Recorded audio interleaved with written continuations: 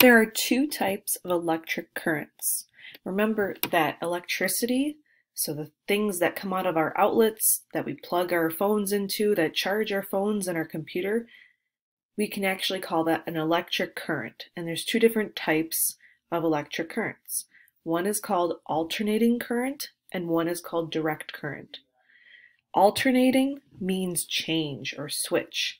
So alternating current, this current changes directions. See how this is kind of a squiggly line?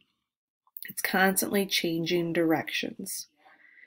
Direct current, direct means no change. So this current does not change directions. See how it's a straight line.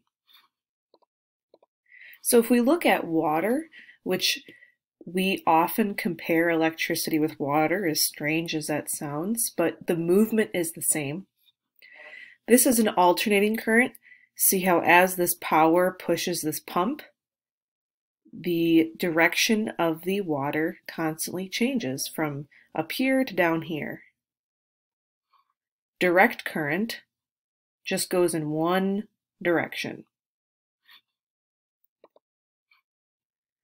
Alternating current, the current that's constantly changing or switching, was invented by Nikola Tesla.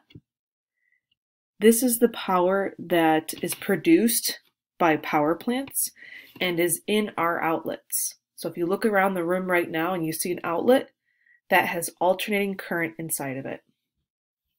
So some examples of things that would use alternating current would be like a lamp, toaster, hair dryer, or a fan.